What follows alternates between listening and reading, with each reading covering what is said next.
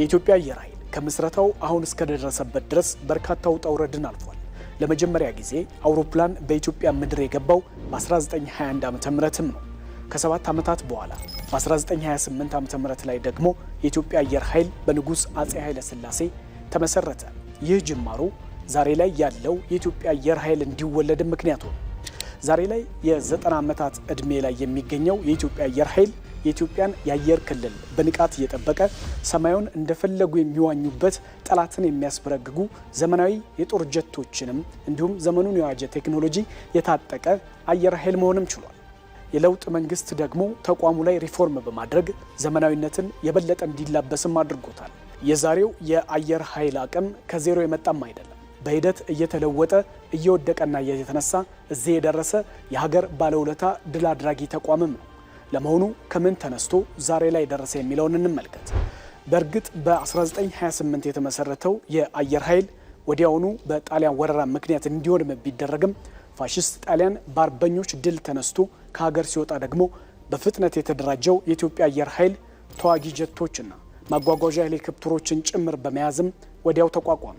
ኋላም በ1954 ዓ.ም ጠንካራ አቅምን በመገንባት ዓለም አቀፍ የሰላም ማስከበር ተልዕኮን በተባበሩት መንግስታት ስር ሆኖ በኮንጎም ተሰማራ።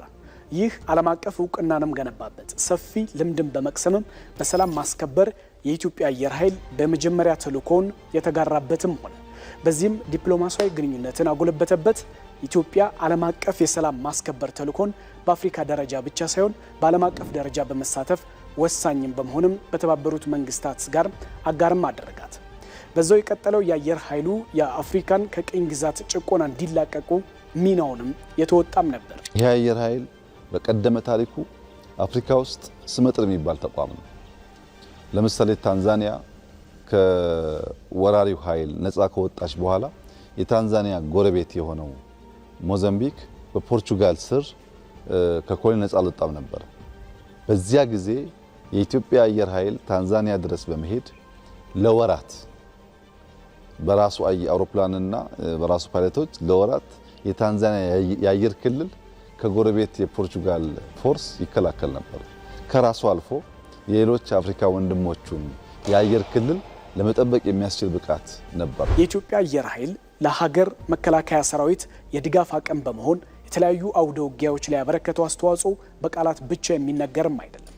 ሀገር ከነክብሯ ተጠብቃ እንድትቆይ ብዙ ድልንም አድርጓል። በ1977 ላይ ሶማሊያ ኢትዮጵያን ወራ በመያዝ በምስራቅ በኩል እያደረገች የነበረውን ጦርነት ላይ ከፍተኛ ተሳትፎ የነበረው የኢትዮጵያ አየር ኃይል በካራማራ ድል እንዲረጋገጥ የላቀ ሚናውንም ተጫውቷል። የሶማሊያ ተዋጊ ጀቶችን በሰማይ ላይ እንዲጋዩና በመሬት እንዲፈጠፈጡ በማድረግም ጭምር ትልቅ ጀብድን በጀግኖቹም ተወጥቷል። በዚሁ የደርግ ዘመን ላይ ደግሞ የኢትዮጵያ አየር ኃይል በተለይም የሶቪየት ህብረት ድጋፍን በማግኘት የተለያዩ ዘመናዊ ተዋጊ ጀቶችን፣ ቦምበር አውሮፕላኖች እንዲሁም የትራንስፖርት ማጓጓዣ ሄሊኮፕተሮችንም ጭምር መታጠቅም ችሏል።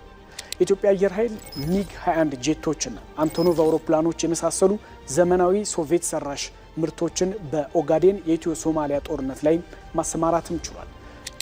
በዘመነ ኢህአዴግ ብዙ በነበረው ሞገሱ እንዳይቀጥል ቢደረግም አየር ኃይሉ ሌላው የኢትዮጵያ አየር ኃይል ስኬታማ ተልዕኮ የተወጣው በኢትዮ ኤርትራ ጦርነት በ1990 ላይ በነበረው ውጊያ ላይም ነው። ይህ ለሀገር መከላከያ ሰራዊት ትልቅ ድጋፍና መከታ የሆነበት አውደ ውጊያም ነው።